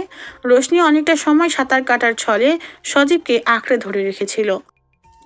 সেদিনই প্রথম রোশনিকে এত কাছ থেকে দেখে পাগল হয়ে গেছিল সে। হঠাৎ ভাবনার ছেদ পড়ে। খেয়াল করে সাইমা কাঙ্ক্ষিত জায়গায় পৌঁছিয়ে সজীবকে ছবি তোলার জন্য ইশারা করছে। সজীব ছবি তোলার পর সাইমাকে ইশারায় চলে আসতে বলে। তখন হালকা বাতাস বইছিল। হঠাৎ ঢেউ এসে সাইমার বোট উল্টে যায়। সাইমা যতটুকু সাঁতার জানে হাত পা ছুটতে থাকে। সজীব ভয়ে ক্যামেরা ফেলে দিয়ে সাঁতরাতে থাকে অনেকটা পথ। ততক্ষণে সাইমা পানি গিলে ফেলেছে অনেকগুলো। সজীব সাইমাকে বলল, আমার গলা আটকে ধরে রাখো, তীরে নিয়ে যাব আমি। সাইমা সেটাই করলো। তীরের কাছাকাছি আসতে সাইমা সজীবের গলা ছেড়ে দেয়। হাসতে শুরু করে জোরে জোরে, আর অনেক জোরে বলে, আমি ইচ্ছে করেই লাফ দিয়েছিলাম সজীব, দেখলাম তুমি কত উতলা আমার জন্য। সজীবের খুব রাগ হলো। এসব বিষয় নিয়ে কেউ মজা করে? সাইমাকে ধাক্কা দিয়ে পানিতে ফেলে দেয়। তা কি প্রমাণ পেলে? সাইমা হাসতে হাসতে বলল, তুমি আমার জন্য সব করতে পারবে এটাই বুঝলাম, তবে একটা শর্ত আছে, ওই পাহাড় যদি আমার আগে ছুঁতে পারো তাহলে তুমি জিতবে। দূরে একটা পাহাড় দেখিয়ে দেয় সাইমা। তুমি এমনিতেই হারবে, কারণ লং ড্রেস ধুয়ে ভেজা। হারতেই চাই, তবুও ভালোবাসা জিতে যাক। দৌড়ে সজীবই জিতলো, কিন্তু সাইমা হাঁপিয়ে গেছে। চিল্লিয়ে বলল, আমি যখন একাই বোটে ছিলাম তখন তুমি পুরনো স্মৃতিচারণ করছিলে, তাই না? বুঝতেই পারছি। তুমি আগেও এখানে এসেছিলে, তা কোন ফিলিংসটা বেশি ছিল, প্রাক্তন নাকি আমার? সজীব কিছু না বলে ফিরে যাওয়ার দিকে ইশারা করে। রোদের তাপে ততক্ষণে সাইমার ড্রেস অনেকটা শুকিয়ে এসেছে, তবুও বলল, কিছুক্ষণের মাঝে লোকজন বেড়ে যাবে, যাও চাদর জ্যাকেট পরে নাও। উত্তর পাইনি সজীব। যদি বলি তখনকার ফিলিংস বেশি ছিল, কারণ সম্পর্কটা অবৈধ ছিল। শয়তান কানের ভেতর ওয়াসওয়াসা বেশি দিত। কি বলবে এখন? বিশ্বাস হয় না। ওরা হাঁটতে থাকে। সিঁড়ির উপরে বসার প্ল্যান আছে। হাঁটতে হাঁটতে সজীব বলল, তুমি তো পুরনো হয়ে গেছো সাইমা, এখন যদি রোশনিকে পেতাম। সাথে সাথে সজীবের উপর কিল ঘুষি চালিয়ে দিল সাইমা। তোমার বোনটা না খুব কপাল নিয়ে জন্মেছে, বুঝলে? নয়তো এত ভালো বর গেল কিভাবে? তা তুমি খুব আফসোস করছো তাই না? সেদিন গোয়েন্দাগিরি হবু নন্দনের জন্য না করে নিজের জন্য করলে খুব ভালো কাজ হতো, তাই না? আহ সাগর, তুমি রেগে যাচ্ছ কেন? আমি জাস্ট ফান করে বলেছিলাম। বুঝি বুঝি, মেয়েরা যে হিংসুটে হয় সব বুঝি। মোটেও হিংসে করে কথাটা বলিনি, আন্দাজে তুমি রাগ দেখাচ্ছ। রেগে গেলেও তোমাকে খুব সুন্দর দেখাই রাইসা। তুলতেই তো চেয়েছিলাম, বোনটাই তো চলে গেল হঠাৎ। তা কবে করে তুলবে? তোমার বোন 2-3 বছর আসবে না, এতদিন তোমার ঘরে তুলবে না সাগর? শান্ত হও, তুলবো। তবে আমাদের বাসায় তোমায় নিজেকে চেঞ্জ করা লাগবে। যেমন ধরো তোমার ড্রেস আপ। বিয়ের আগে তো এসব শর্ত দাওনি। লুকিয়ে বিয়ে কি তাহলে এই জন্যই করেছিলে, যেন শর্ত না মানতে পারলে তোমাকে ছেড়ে দিই? হারবে কেন? আমি জাস্ট তোমাকে ইসলামী ড্রেস পরার কথা বলছি। তুমি জানো না আমি হিজাব দিলে আমার মাথা ব্যথা করে? বিয়ের পর মেয়েরা তো সাধারণত ঘরেই থাকে, মাঝে মাঝে বের হবে ঘুরতে। অল্প সময়ে তোমার মাথা ব্যথা করবে না। তুমি কি আমাকে ঘরমুখো করে রাখতে চাচ্ছ? অনেকক্ষণ কথা কাটাকাটি করে রাইসা চলে যায়। সাগর শুধু ওর পথের দিকে তাকিয়ে থাকে। কবে যে বুঝবে মেয়েটা কে জানি। সিঁড়ি বেয়ে উপরে ওঠার সময় সাইমা বলল, আমি রেলিংয়ের ওপারে গিয়ে পাশের গাছটা ধরে ছবি তুলবো, তুমি একটু সাহায্য করবে? সব সময় জেদ করো কেন? আরে পড়বো না, তোমার একটা হাত ধরে রাখবো। বলতে বলতেই রেলিংটাকে টপকে নেয় সাইমা। তুমি এত বাউন্ডলে জানতাম না। কি যে বলো, আমি বাইরে শান্তশিষ্ট, কিন্তু আমার ভাইয়ের সাথে যত রকম ইয়ার্কি করা যায় সব করেছি। কখনো বোরিং হয়নি ভাইয়ার জন্য, কিন্তু তোমার সংসারেই বোরিং লাগে। সজীব কিছু না বলে রেডি হতে বলে। সাইমাও বিভিন্ন অ্যাঙ্গেলে ছবি তুলে। একভাবে পোজ দিতে গেলে নিচ দিয়ে সমুদ্রের ঢেউ দেখা যায়। ওভাবে ঘুরে কয়েকটা ছবি তোলা মাত্র একজনকে দিয়ে আরও কয়েকটা কাপল ছবি তুলিয়ে নেয়। হঠাৎ করেই সাইমা পা ফসকে গড়িয়ে পড়ে, মুখে শুধু চিৎকার দেয়। একটা মেয়ে এত বেহায়া কিভাবে হয়? পড়ে গিয়ে পায়ে অনেকটা ছিঁড়ে গেছে, হাতেও কয়েকটা আঁচড় লেগে রক্ত বের হচ্ছে, তারপরও কেমন খিলখিলিয়ে হাসছে মেয়েটা। সেইটা দেখেই সজীবের মেজাজ বিগড়ে গিয়ে কথাটা বলল। সাইমা তবুও কিছু না বলে হাসছে, যেন একরকম পাগল হয়ে গেছে মেয়েটা। পাগল বললে ভুল হবে, পাগলি বলা চলে। সজীব সাইমাকে কোলে নিয়ে সিঁড়ি বেয়ে উপরে ওঠে। আস্তে করে নামিয়ে দিয়ে গাড়ির ড্রাইভারকে ফোন করে ডাকে। গাড়িতে উঠে বসার পর ও সাইমা হাসছে। সজীব গম্ভীর হয়ে অন্যদিকে তাকিয়ে বলল, ফাইজলামোর একটা সীমা থাকে, তুমি সেটাও ক্রস করে গেছো। তুমি কি ভাবছো আমি ইচ্ছে করে লাফ দিয়েছি? ভাবাটা কি অস্বাভাবিক? অজান্তেই পিছলে পড়ে গেছি। পড়তে পড়তে খেয়াল করলাম তুমি অনেক ঘাবড়ে গেছো, তাই হাসি দিয়ে পরিস্থিতি স্বাভাবিক করলাম মাত্র। এতেও রেগে গেলে তুমি? সাইমা খুব শান্ত ভঙ্গিতে কথাগুলো বলে। সজীব কিভাবে বুঝছে না, কিছুটা সময় চুপ থেকে ড্রাইভারকে তাড়াতাড়ি গাড়ি চালাতে বলল। সাইমাকে ড্রেসিং করে দেওয়াটা খুব দরকার।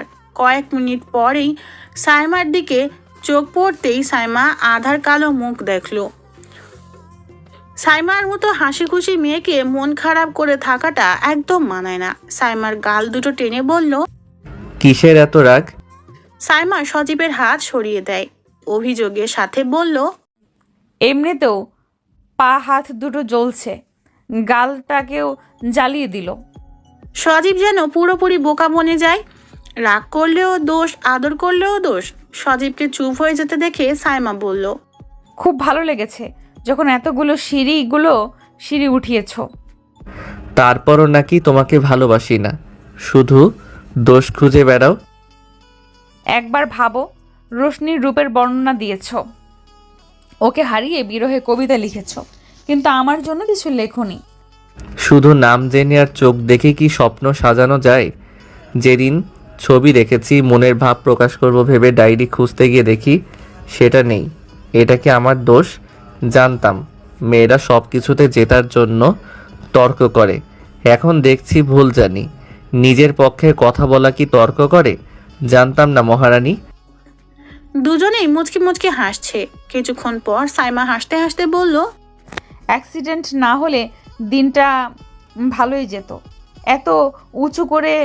এত উঁচু থেকে পড়ে গিয়ে ভয়ে আত্মা শুকিয়ে গেছিল। ভাগ্যিস চালু বেয়ে পড়েছি, নইলে নির্ঘাত কোমর ভাঙত। আল্লাহ বাঁচিয়ে দিয়েছে, আল্লাহর রহমতে সুস্থভাবে ফিরতে পারলেই হলো।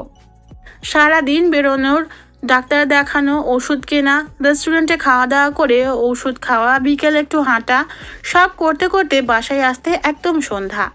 দুজনেই ফ্রেশ হয়ে সোফায় বসে। সজীব বলল, সব ঠিক আছে, কিন্তু খোড়া পায়ে হাঁটার শখ কেন হলো সেটাই বুঝলাম না। প্র্যাকটিস করলাম, জীবনের ঝড় আসলেও থেমে না গিয়ে হাঁটতে পারি। যত সব অদ্ভুত চিন্তা। এরপর কয়েকটা দিন কেটে যায়। দুজন আলাদা আলাদাভাবে ক্লাস শুরু করে। সারা দিন পড়াশুনো, সংসারের কাজ, রাতে ঘুম, দিনগুলো যেন দ্রুতই কেটে যাচ্ছে। একদিন রাতে সাইমা সুযোগ বুঝে বলেই ফেলল, দরকার ছিল এত কষ্ট করার? ভালোই তো ছিলাম দেশে। আগ্রহ হারিয়ে ফেলছে নাকি? ঠিক তা না, ক্লান্ত লাগছে আর কি। মনে হচ্ছে ব্যস্ত জীবনটাকে একটু ছাড় দেওয়া উচিত, নইলে সব কিছুই বোরিং লাগে। কোথাও ঘুরতে যেতে চাচ্ছ? তা নয়, কেমন যেন অস্থিরতা কাজ করছে। বাসায় থাকলে মন খারাপ হলে মায়ের কোলে মাথা রেখে শুয়ে থাকতাম। বন্ধু ছিল না, বান্ধবীদের সাথে মজা করতাম। বোন ছিল না, ভাইয়ের সাথে দুষ্টুমি করে আনন্দ করতাম। এখানে দেখো, তুমি আর আমি, যত কিছুই হোক ঘুরে ফিরে তোমার কাছে। মা নেই, বাবা নেই, ভাইয়া নেই, কেমন যেন লাগছে। মনে হয় ওদের কাছে কখনো যেতে পারবো না। মন খারাপ করে সাইমা কথাগুলো বলে ফেলে। সজীব ওকে আশ্বাস দিয়ে বলল, সবই তো বুঝি, তোমার এখানে আসার ইচ্ছে ছিল না জানি, সেই জন্যই এত খারাপ লাগছে। আর তাছাড়া সবার সাথে তো ভিডিও কলে কথা বলছোই। তুমি ইদানিং আমাকে তেমন একটা সময় দাও না। সারাদিনের ক্লান্তিতে কখন ঘুমিয়ে পড়ি বুঝতেই পারি না। অভিযোগ যখন করছোই তোমাকেও সময় দিব এখন থেকে। কাল দুজনে ক্লাস শেষ হলে হাঁটতে বের হব। শহরটা এমনিতেও সুন্দর, হাঁটলে তোমার মন ভালো হয়ে যাবে। সাইমা একটু হাসে, তবে মন থেকে নয়। সজীবের বুকে মাথা রেখে ঘুমিয়ে যায়। সারাদিনের ক্লান্তি শেষে এটাই তার শান্তির ঠিকানা। ফুটপাথ ধরে 1 কিলোমিটার মতো হাঁটার পর দাঁড়ায়। স্টেশন একটা, উপরের দিকে ইস্পাতের ডিজাইন, নিচ দিয়ে অনেক মানুষ হেঁটে যাওয়া আসা করছে। প্ল্যাটফর্ম আর ফুটপাতের মাঝে একটুখানি বসার জায়গা করা আছে। ওখানে গিয়ে ওরা বসে গল্প করছে আর আশেপাশের মানুষদের দেখছে। কেউ বা গেঞ্জি প্যান্ট, কেউ গেঞ্জি আর স্কার্ট, বেশিরভাগই স্যান্ডো গেঞ্জি পরা মেয়ে।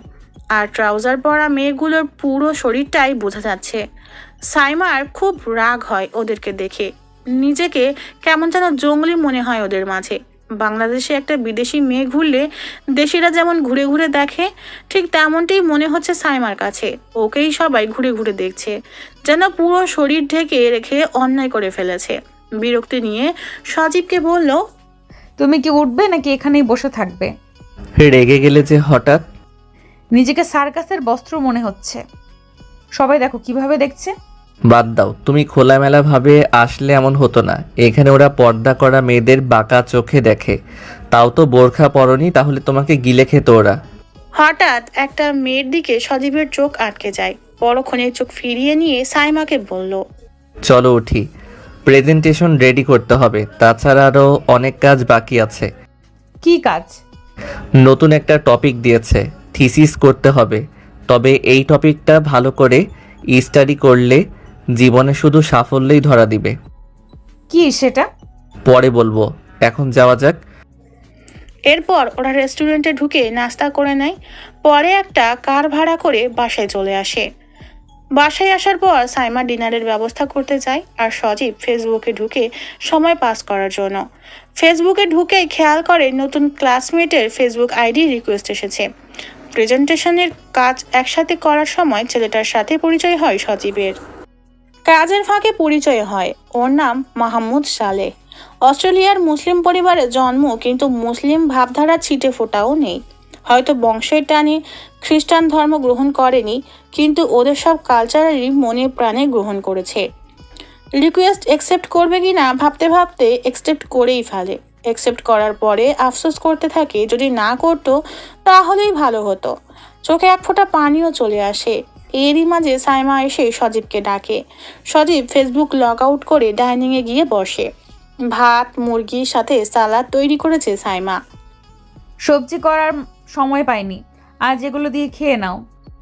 ছেলেটা সবজি আমিষ ছাড়া খেতে পারে না, তবুও ক্লান্তিতে সাইমা আজ সবজি করতে পারেনি। সাইমার কথার উত্তর না দিয়ে সুন্দর করে খেয়ে উঠে যায়। সাইমা নিজেও খেয়ে নেয়, কিন্তু সন্দেহ মনের মাঝে বাসা বাঁধে। রান্নার জন্য কি ওর মন খারাপ, নাকি অন্য কোনো কারণে? ও তো রান্না ঠিক মতো না হলে একরকম ঝগড়া বাঁধাই ফেলে, অথচ আজ কি হলো তার? দিন শেষে পরিশ্রমবশত ক্লান্তি আসে, ঘুম আসে, কিন্তু মুখ মলিন হবার কথা নয়। প্রায় 15টা দিন এভাবেই কেটে যায়। দুটো মানুষ একসাথে থাকলেও একে অপরের অচেনা অজানা। প্রয়োজনীয় কথা ছাড়া আজকাল সময়ই হয় না দুটো কথা বলার, মন খুলে হাসার। ডিনারে সাইমা গম্ভীর মুখে জিজ্ঞেস করেই ফেলল, আমার প্রয়োজন কি ফুরিয়ে গেছে? খেতে খেতে এক পলক তাকালো সজীব, গম্ভীর মুখেই বলল, তুমি কি জানো না নতুন প্রেজেন্টেশনের কাজে ব্যস্ত ছিলাম। তাছাড়া বাবার বিজনেসে যতটুকু সম্ভব অনলাইনে সাহায্য করি। বাবার বয়সও হয়েছে সাইমা, সব দিক খেয়াল করে তোমাকে ঠিকভাবে সময় দিতে পারছি না বলে ভেবো না, ভালোবাসি না। মুখ ভার করে থাকো যে। তোমার দিকেই খেয়াল করো। ঘুম থেকে উঠে ফ্রেশ হয়ে নাস্তা রেডি করতে লেগে যাও। আমাকে ঘুম থেকে তুলে দিয়ে একসাথে ব্রেকফাস্ট করো।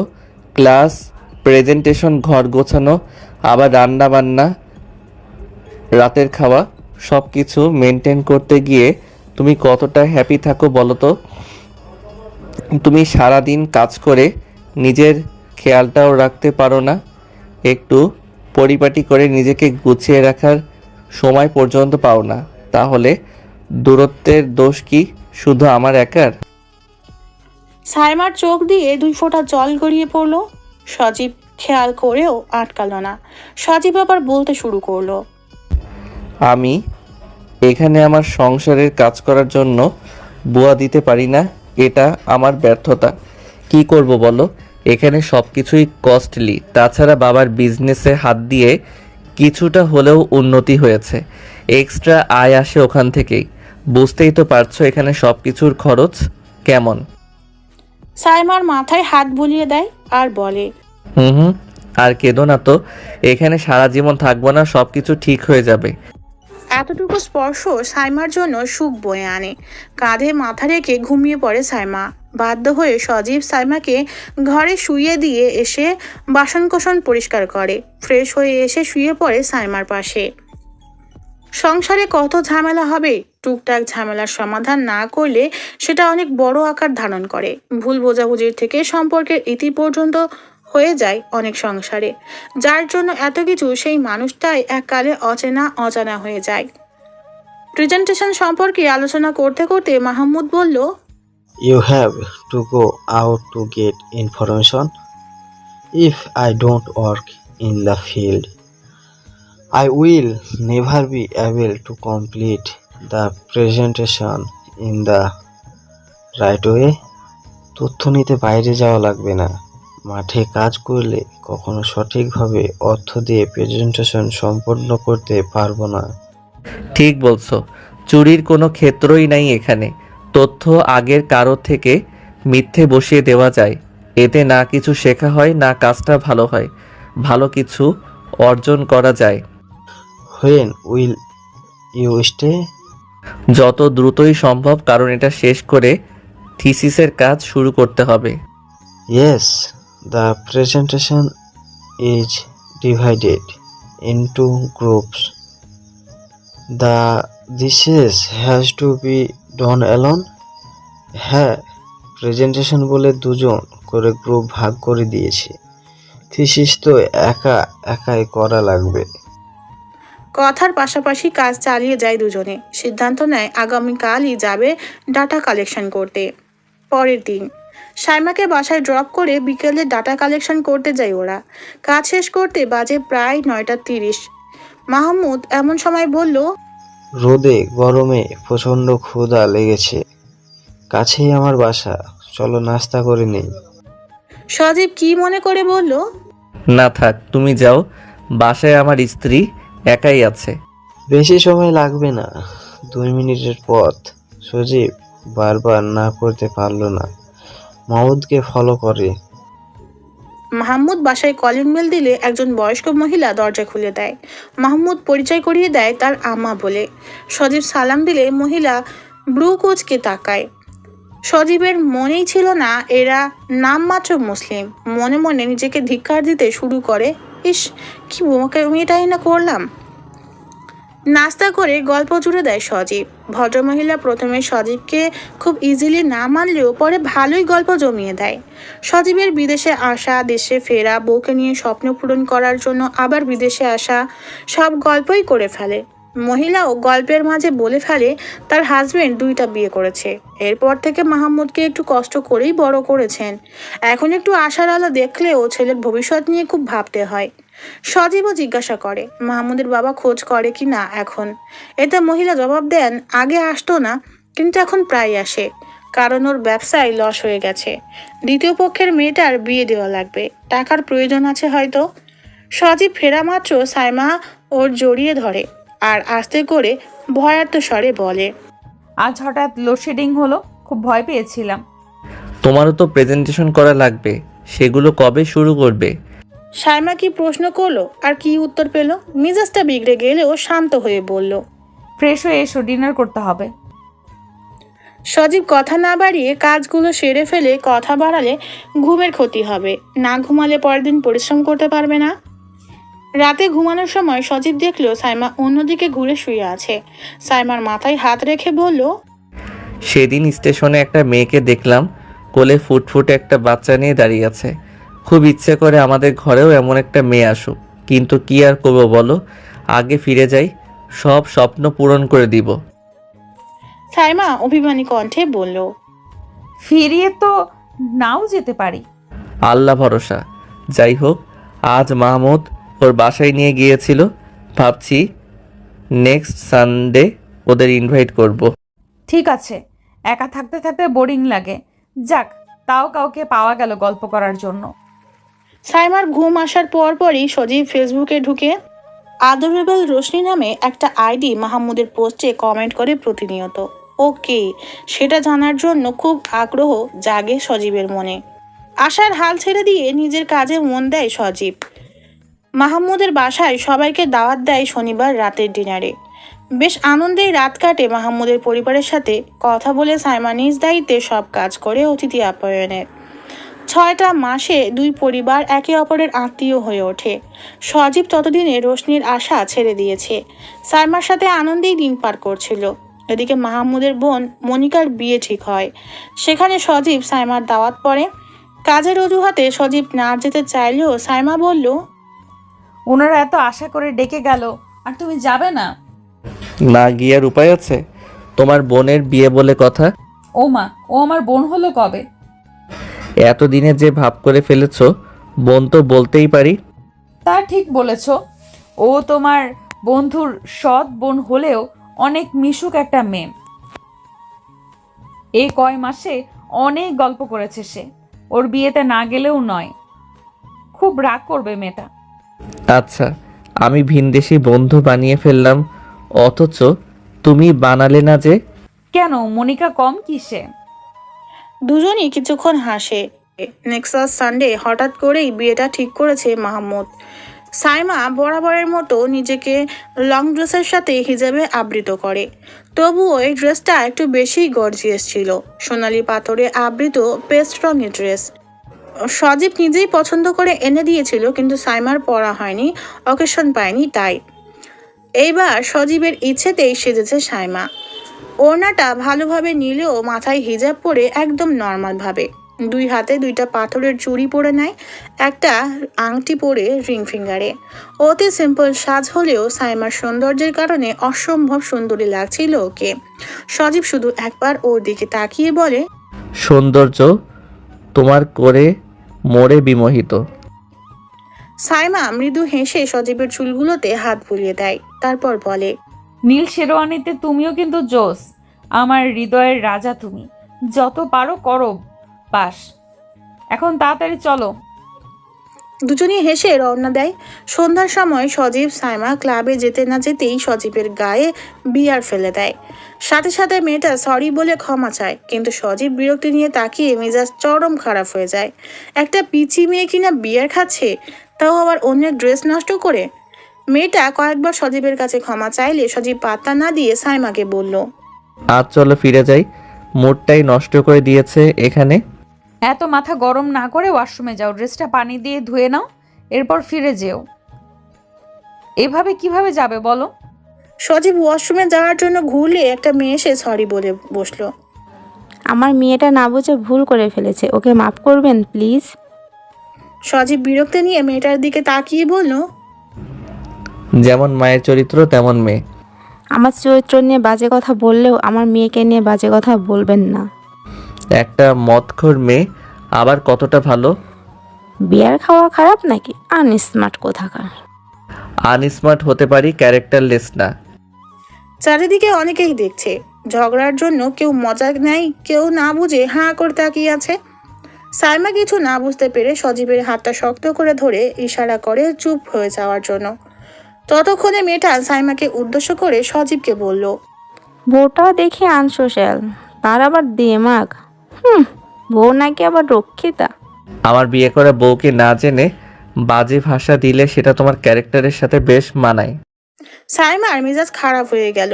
সজীব সাথে সাথে বেরিয়ে যায় সাইমার হাত ধরে। বাসায় এসে সজীব খুব অস্থিরতায় ভুগতে থাকে। সাইমা তখন সজীবের ঘাড়ে হাত দিয়ে বলল, ওই মেয়েটা কি রোশনি? হুম। সজীব ভাবলেশীন উত্তর দেয়। ভেবেছিলাম অনেক সুন্দর মেয়েটা, কিন্তু না, চরিত্র ভালো হলো না। সুন্দর ধুয়ে কি পানি খাবে? ওর ক্যারেক্টার এতই খারাপ যে ও কত পুরুষের বেড শেয়ার করেছে সেই জানে। কি বলছো তুমি? একটা কথা জানতে চাই সজীব, বলে ফেলো। তুমি কেন অস্ট্রেলিয়া ছেড়ে চলে গিয়েছিলে? সজীব কথাটার কোনো গুরুত্ব দেয় না, এড়িয়ে গিয়ে বলল, মাহমুদকে ফোন দিতে হবে। এটা বলে ফোন হাতে নিয়ে মাহমুদের নাম্বার খুঁজে বের করে। সাইমা তখন সজীবের মুখটা 2 হাত দিয়ে চেপে ধরে নিজের কাছে টেনে বলল, এতটা সময় একসাথে আছি কখনো জানতে চাইনি, কিন্তু আজ জানতে চাই কি হয়েছিল সেদিন, কি করেছিল রোশনি। তুমি কি ঈর্ষান্বিত? ভয় পাও রোশনিকে নিয়ে? আমি তোমাকে বিশ্বাস করি, সেই জন্যই ওকে নিয়ে ভয় পাই না, কিন্তু ঘৃণা লাগে খুব। জ্ঞান যত ফিকে হয় ভুল তত বেশি হয়। আমিও ভুল করেছিলাম। কি ভুল? রোশনিকে কখনো ভালোবাসিনি, একটা ভ্রমে ছিলাম, কিন্তু আমি তখনই বুঝতে পেরেছিলাম রোশনি ভালো মেয়ে না। ও আমার সাথে ক্লোজ হয় প্রথমে, এরপর আমাকে ফাঁদে ফেলার চেষ্টা করেছিল। হ্যান্ডসাম ছেলেদের সৌন্দর্যের ফাঁদে ফেলে বিপুল পরিমাণ অর্থ নিজের দখলে নিয়ে নেয়। এমনকি এভাবেই আজ বহু টাকার মালিক হয়েছে রোশনি, শারীরিক চাহিদা পূরণ করে ভদ্রঘরের ছেলেদের নিয়ে।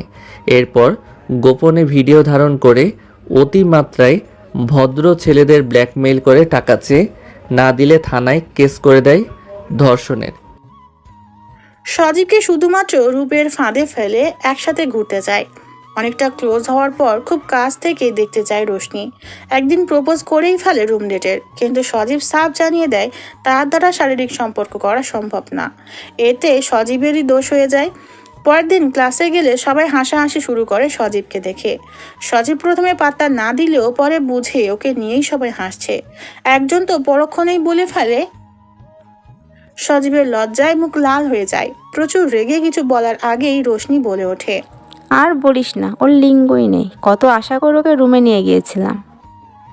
সজীব এটুকু সহ্য করতে পারেনি, চলে আসে রুমে। ছোট বয়স, বড়ই আবেগী, আত্মহত্যা করতে চাচ্ছিল, কিন্তু আবেগকে প্রশ্রয় না দিয়ে দেশে ফিরে আসার চেষ্টা করে। বিদেশে গিয়ে সব সম্মান হারিয়ে দেশে ফিরে আসা ছাড়া আর কোনো উপায়ও ছিল না। রোশনি এত বাজে মেয়ে যে ওর সাথে কথা বলার ভিডিও রেকর্ড করে, যেটার কথাগুলো ছিল, অনেক দিন তো হলো, আর একটু ক্লোজ হই দুজনে। চলো না আমার বাসায়, বাসাটা ফাঁকাই আছে। আব্বু আম্মু দুজনে জব করে তো। প্লিজ রোশনি, আমি তোমাকে ভালোবাসি, তবে ভিপ সম্পর্ক এখন করতে পারবো না। কেন? আমার ওসবে কোনো আগ্রহ নেই। তাহলে তুমি কি হিজড়া নাকি? যদি তুমি ভাবো আমি হিজড়া তাহলে আমি তাই। রেগে এই কথাটা বলাই ভুল হয়ে গেছিল সজীবের, সেটার ফায়দা লুটে রোশনি। সত্যিই তুমি হিজড়া? হ্যাঁ তাই। এইটুকু পর্যন্ত ছিল ভিডিওতে। পরের অংশগুলো কেটে দেয় রোশনি। এরপর সজীব আরও বলেছিল, আমি সত্যিকারের পুরুষ বলেই বিয়ের আগে হারাম সম্পর্কে জড়াবো না। কথাটা মনে রেখো রোশনি। তুমি যতটা সুন্দরী, আল্লাহ তোমাকে যত সুন্দর বানিয়েছে, এই সুন্দর চেহারা দিয়ে পাপ করছো তুমি। একদিন আল্লাহ নিজ হাতে তোমাকে এর শাস্তি দিবেই দিবে। তাছাড়া আল্লাহ নিজেই বলেছেন তোমরা ব্যভিচারের ধারে কাছেও যেও না। নিঃসন্দেহে এটা অশ্লীল একটি নিকৃষ্ট কাজ। যে ব্যক্তি তার প্রভুর সামনে দাঁড়াতে ভয় করে এবং কুপ্রবৃত্তির হাত থেকে নিজেকে রক্ষা করে চলে, তার ঠিকানা জান্নাত। সূরা নাজিয়াত 40-41। হে নবী, মুমিন পুরুষদের বলুন তারা যেন নিজেদের চোখকে বাঁচিয়ে চলে এবং নিজেদের লজ্জাস্থান সমূহের হেফাজত করে। ইহা তাদের পক্ষে পবিত্রতম নীতি। তারা যা করে আল্লাহ সেই বিষয় পুরোপুরি অবহিত। আন-নূর 30। রোশনি খুব রেগে যায়, কথাগুলো হজম করতে পারে না বলেই পরের অংশগুলো আর কোনো মতে আয়াত কেটে সজীবকে ক্লাসমেটদের সামনে হেও ভিডিও প্রকাশ করে। আজ সজীব সাইমার সামনে সব স্বীকার করে নেয় আর সাইমাকে বলল, তুমি কতই না সন্দিহান ছিলে রোশনির জন্য নাকি তোমাকে ছেড়ে দিব, এরপরও কি তুমি এসব ভাববে? সাইমা মাথা নিচু করে বলল, ক্ষমা করো। ক্ষমা তো করে দিয়েছি। তাছাড়া রোশনিকে নিয়ে এত কবিতা লেখা দেখে তুমি মনে মনে কষ্ট পেতে। তার কারণ রোশনি প্রথম প্রেম ছিল। আমি খারাপ মেয়ের প্রেমে পড়িনি, ভালো মেয়েটাকেই পছন্দ করতাম। খারাপ জানার পর শুধু ঘৃণাই করেছি। তাছাড়া ডায়েরিতে তোমাকে নিয়ে বেশি কথা লিখিনি, কারণ তুমি আমার শেষ প্রেম। একটা আশা ছিল তোমাকে বউ হিসেবে পাবোই পাবো, আর যদি নাও পেতাম তবু আক্ষেপ ছিল না, কারণ তোমার চোখ দুটো এতই আমাকে আকৃষ্ট করত, অন্য মেয়েদের বোনের নজরে ছাড়া অন্য কিছুই ভাবতাম না। আমার হৃদয়ের কুঠোরে অল্প অল্প করে জন্ম নেওয়া ভালোবাসাকে হৃদয়েই রেখেছিলাম, কখনো ডায়েরির সাথেও ভাগাভাগি করে নেইনি। বুঝতেই পারছো কতটা ভালোবাসি তোমায়। সাইমা কোনো কথা না বলে সজীবের হাত দুটো চেপে ধরে, নীরবে কয়েক ফোঁটা চোখের জল ফেলে। সজীব 2 হাত দিয়ে চোখের জল মুছিয়ে দেয়। সজীব আবার বলে, রোশনিকে আমি আগেই খুঁজে পেয়েছিলাম। ও ওর পাপের সাজা পেয়েছে। আকাম করতে গিয়ে একটা মেয়ের সিঙ্গেল মাদার। ও স্বামী ছাড়া ওদের পক্ষে থাকা সম্ভব, কিন্তু ওরা মা মেয়ে দুজনই এইডসের রোগী। এর থেকে বড় শাস্তি আর কি হতে পারে বলো? ওরা আমার সুন্দরী বউ দেখে হিংসায় কাল এরকম একটা কাজ করেছে। যাই হোক, আল্লাহর প্রদত্ত বিচারেই আমি খুশি। তাই কাল রাগ না দেখিয়ে চলে আসি তোমাকে নিয়ে। তাছাড়া আমি রোশনির ধোঁকা থেকে শিক্ষা নিয়ে নিজের অন্তরকে পরিবর্তন করতে পেরেছি। সাথে অনেক মেয়েদের প্রপোজ পেয়ে তাদের মা বাবার সাথে কথা বলে তাদের পরিবর্তন করাতে পেরেছি। ইসলামের পথে নিয়ে আসতে পেরেছি, এটাই বা কম কিসে? হোক না একটু ভালো কিছু। সাইমা নিচু স্বরে বলল, আল্লাহ তার বান্দাকে কখনোই নিরাশ করে না, কারণ দুশ্চরিত্রের নারীকুল দুশ্চরিত্র পুরুষের জন্য এবং দুশ্চরিত্র পুরুষকুল দুশ্চরিত্র নারীদের জন্য। সচ্চরিত্রের নারীকুল সচ্চরিত্র পুরুষের জন্য এবং সচ্চরিত্র পুরুষকুল সচ্চরিত্র নারীদের জন্য। তাদের সম্পর্কে লোকে যা বলে তার সাথে তারা সম্পর্কহীন। তাদের জন্য আছে ক্ষমা এবং সম্মানজনক জীবিকা। সজীব এবার সাইমাকে উদ্দেশ্য করে বলল, কুরআনে সূরা নিসা এবং ফাতাতে আল্লাহ তাআলা বলেন, যে কেউ হোক সে পুরুষ বা নারী সৎকর্ম করে এবং আল্লাহকে বিশ্বাস করে তারা জান্নাতে প্রবেশ করবে এবং তাদের প্রাপ্য তিল পরিমাণও নষ্ট হবে না। সূরা নিসা আয়াত নম্বর 125। যে নারী 5 ওয়াক্ত নামাজ পড়ে, রোজা রাখে, নিজ চরিত্র হেফাজত করে এবং স্বামীর আনুগত্য করে, তাকে বলা হবে যে দরজা দিয়ে ইচ্ছে জান্নাতে প্রবেশ করো। সূরা আল ফাতহ আয়াত নম্বর 5। একে অপরকে অনেকক্ষণ জড়িয়ে ধরে কান্না করে দুজনে। এরপর সাইমা বলল, করি। হ্যাঁ, অবশ্যই। আর এভাবেই ওদের যত ভুল বোঝাবুঝি ছিল সবকিছুর ইতি ঘটে। ওরা নতুন করে সাজাতে থাকে ওদের সুখের সংসার। দোয়া করবেন যাতে এমনই ভাবে থাকতে পারে আজীবন।